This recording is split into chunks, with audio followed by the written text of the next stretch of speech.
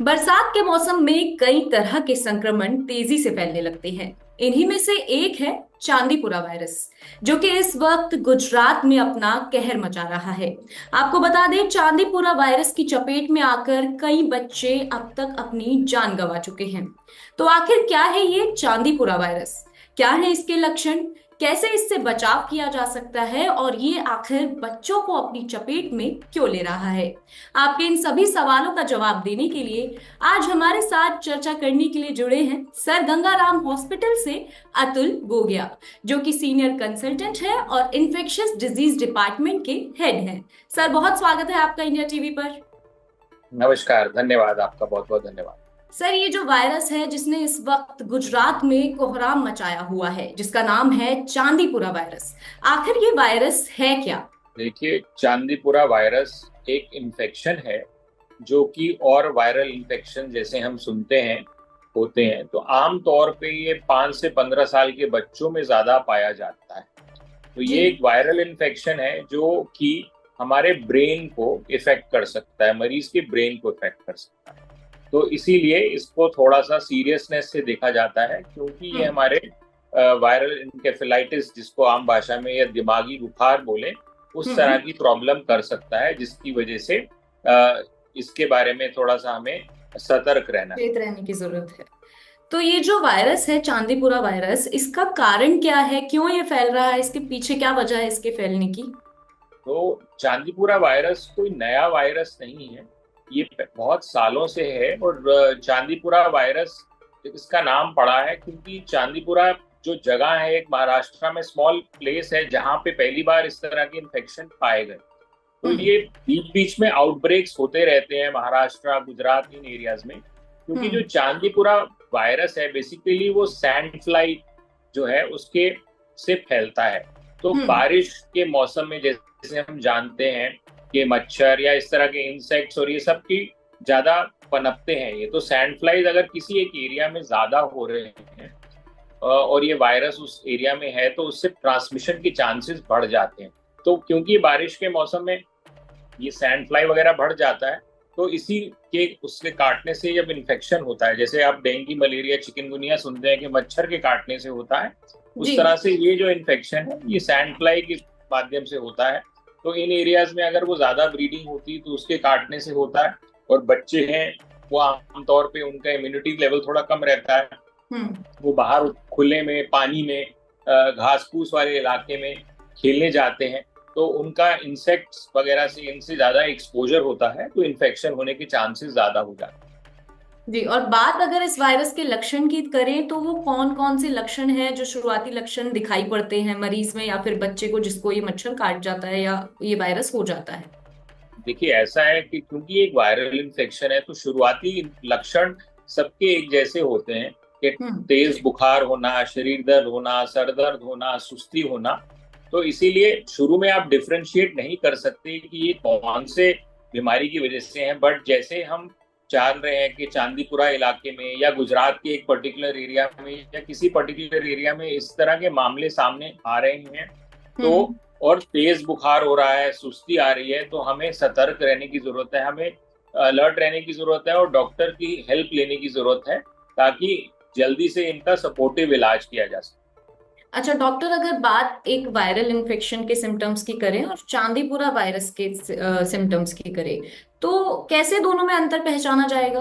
वही मैं बता रहा हूँ कि सारे जो वायरल इन्फेक्शन होते हैं उनके लगभग शुरुआती सिम्टम एक ही जैसे होते हैं, कि बुखार हम्म। होना, शरीर दर्द होना, सुस्ती होना। तो आप उनको सिर्फ सिम्टम के बेसिस पे अलग नहीं कर सकते। बट अगर अच्छा। आप लोकल अपनी ज्योग्राफिकल एरिया में देख रहे हैं कि इस तरह के कई सारे मामले सामने आ रहे हैं, तो हम्म। आपका डॉक्टर का या हेल्थ केयर वर्कर का और लोगों का इसके बारे में जानकारी होना जरूरी है, ताकि इसके लिए जांच हो सके या इसके लिए इलाज हो सके। चांदीपुरा वायरस का, जैसे मैंने बताया, कि वो ब्रेन को इफेक्ट कर सकता है। तो सुस्ती होना, बेहोशी आना, दौरा पड़ना, इस तरह की प्रॉब्लम हो सकती है अगर बीमारी ज्यादा हो जाए, ये ज्यादा फैल जाता है अगर बॉडी में। हम्म। तो मतलब कोई डिफरेंस हम ऐसे नहीं कर सकते हैं, वो हमें ऐसे डॉक्टर के पास डिफरेंशिएट, विजिट हाँ। करके ही हाँ, पता चल पाएगा कि चांदीपुरा वायरस से इन्फेक्टेड है या नॉर्मल वायरल है। बिल्कुल बिल्कुल बिल्कुल। जी, और वहीं अगर बात करें शुरुआती इलाज की, तो जैसे ही इस वायरस के थोड़ी सी भनक लगती है या जानकारी प्राप्त होती है, तो घर पे ही क्या शुरुआती इलाज जो है वो दिया जा सकता है मरीज को? देखो, कोई भी इलाज जो है अपने आप से करना नहीं चाहिए, बट बुखार है अगर किसी को शुरुआती, तो बुखार की दवाई है कि पैरासीटामोल है, हाइड्रेशन है, इसका ध्यान रखना है। बट अगर बच्चा है या बड़ा भी है, तेज बुखार है, सर में दर्द बता रहे हैं, बेहोशी हो रही है, सुस्ती आ रही है, तो हम्म। उसको डॉक्टर के संपर्क में रहना है और अपने आप से सेल्फ मेडिकेशन नहीं करना। बट हाँ, आप सिंपल बेसिक बुखार की दवाई है, पैरासीटामोल है, हाइड्रेशन है, इन सब चीजों के लिए आप शुरुआती तौर पे कर सकते हैं। बट अगर किसी को तेज बुखार रह रहा है और स्पेशली अगर सुस्ती आ रही है, खाना नहीं खा रहा बच्चा है, उल्टी कर रहे हैं, सर में दर्द ज्यादा हो रहा है, तो हम्म। उसको मेडिकल हेल्प तुरंत लेके ही एडवाइस की, डॉक्टर की एडवाइस से ही ट्रीटमेंट लेना चाहिए। अच्छा, तो क्या ये वायरस जो है वो सिर्फ महाराष्ट्र और गुजरात जो सिलेक्टेड स्टेट्स हैं वहीं पर ही पाया जा रहा है, या फिर पूरे ओवरऑल इंडिया में भी इसका खतरा देखने को मिल सकता है? जैसे मैंने बताया कि ये जो है कि सैंड फ्लाई के काटने से है, तो आम तौर पे जितनी भी तरह है ज्यादातर उन्हीं इलाकों में देखा गया है। बट हम्म। ऐसा कुछ नहीं है कि कहीं और भी नहीं पाया जा सकता। बट ये सीजनल इन्फेक्शन है, लोकली ज्यादातर देखे जाते हैं। आप अलग अलग वायरसेस देखते हैं कि कभी नीपा वायरस है या और जापानीज एनकेफ्लाइटिस है, तो वो अलग अलग इलाकों में ज्यादा पाया जाता है कि यूपी में आप इनकेफ्लाइटिस ज्यादा देखते हैं, साउथ में आपने नीपा देखा। तो ऐसे वायरस ज्योग्राफिक डिस्ट्रीब्यूशन में रहते हैं, बट ऐसा नहीं है कि और नहीं हो सकता। अगर और कई इलाकों में सैंड नहीं हो फ्लाई सकता। है और है तो, बट जनरली अगर एक एरिया में है तो उस रीजन में और उसके आसपास सतर्कता रखनी चाहिए और अलर्टनेस रहनी चाहिए। जी। और अगर देखा जाए तो जो बरसात का मौसम होता है उसी में जो ये इतनी सारी इन्फेक्शियस डिजीज हैं ये हमला करती हैं, तो बिल्कुल। बरसात का इन्फेक्शियस डिजीज से क्या कनेक्शन है, एक बार इसके बारे में विस्तार से बताइएगा। तो बरसात में आप, हम जानते हैं, दो तरह के इन्फेक्शन ज्यादा होने लग जाते हैं। एक, क्योंकि आप, हमने जैसे अभी डिस्कस किया कि जो इंसेक्ट या वेक्टर बॉर्न डिजीजेस हैं, जैसे डेंगू है, मलेरिया है, चिकनगुनिया है, या चांदीपुरा की बात कर रहे हैं, या इस तरह के वायरल इन्फेक्शन है जो मच्छर के काटने से या इससे हैं, तो ये मच्छर का पनपना है, सफाई, पानी इकट्ठा होना, मॉस्किटो ब्रीडिंग, इस तरह से तो ये बढ़ जाती हैं।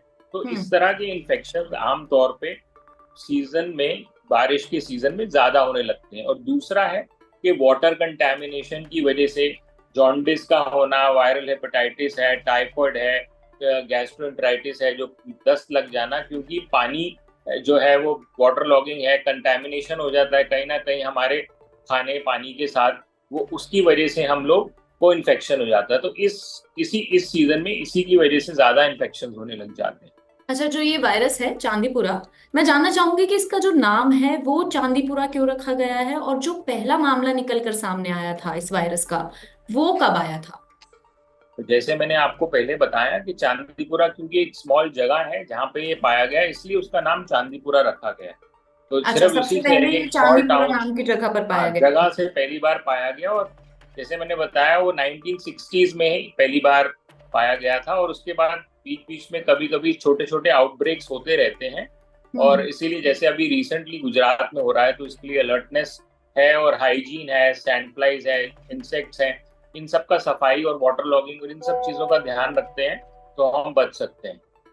अच्छा, तो क्या क्या अलर्ट जो हैं वो जारी किए गए हैं, या फिर क्या क्या जो स्टेप्स हैं वो लेने चाहिए इससे बचाव के लिए गुजरात में? जैसे मैंने बताया, अलर्टनेस के लिए यही है कि, प्रिवेंशन के लिए यही है कि ऐसी जगह पे आप नहीं जाएं जहाँ पे आपको लगता है कि इन्फेस्टेड है, कीड़े हैं, पानी है, वाटर लॉगिंग हो रहा है, झाड़ी है। अपने बॉडी हम्म। को, पार्ट्स को फुल स्लीव्स के कपड़े पहने, शॉर्ट्स नहीं पहने, बच्चे जैसे जाते हैं तो ऐसी जगह में ज्यादा ना जाएं जहाँ पानी वगैरह कलेक्टेड है। इन चीजों का ध्यान रखना है। और किसी को सिम्टम्स होते हैं तो उसको मेडिकल हेल्प लेनी है, कि जैसे मैंने बताया, बुखार है, सर दर्द है, सुस्ती है, उल्टी है, तो उसको डॉक्टर की हेल्प लेनी है। क्योंकि हो सकता है वो अगर उस रीजन में है तो ये उस बीमारी के लक्षण हो सकते हैं। अच्छा, जैसे कि ये वायरस बच्चों को ज्यादा अपना शिकार बना रहा है, और ये तो साफ है कि बच्चों की जो इम्यूनिटी है वो काफी कमजोर होती है। यही वजह है कि बच्चे आसानी से इस वायरस की चपेट में भी आ रहे हैं।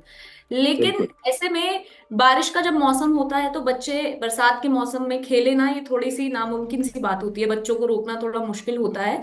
तो ऐसे में उनकी इम्यूनिटी को बूस्ट कैसे किया जाए ताकि अगर ये वायरस हमला भी करे तो थोड़े कम चांसेस हों उससे अफेक्ट होने ऐसा कोई डायरेक्ट तरीका नहीं होता कि आप इम्यूनिटी किसी की बूस्ट करें। वो तो जनरल मेजर्स हैं कि के। साफ सफाई का ध्यान रखें, पौष्टिक आहार लें, अपने आप को अच्छे से हाइड्रेटेड रखें, फुल स्लीव्स के कपड़े वगैरह पहने ताकि अगर कोई इंसेक्ट बाइट वगैरह से बचा जा सके। इन चीज़ों का अगर हम ध्यान रखते हैं तो हम काफ़ी हद तक बच सकते हैं। और क्योंकि आम तौर पे ये इन्फेक्शन अगर आपको होता भी है तो मेजॉरिटी ऑफ द लोगों में, बच्चों में भी कॉम्प्लिकेशन नहीं होता है, कि वो हम्म। आम बुखार की तरह हफ्ते 10 दिन में ठीक भी हो जाते हैं। अच्छा, और डाइट की अगर पर्टिकुलर बात करें तो आप पेरेंट्स को क्या सजेस्ट करेंगे कि डाइट में क्या कुछ शामिल कर सकते हैं एक बच्चों की पौष्टिक डाइट में डाइट, खासतौर जैसे पर? मैंने बताया, एक पौष्टिक डाइट है जो मिक्स डाइट है जिसमें फल फ्रूट है, सब्जियां हैं, दालें हैं, इन सब चीजों का एक मिक्स पोर्शन है जो हमें एक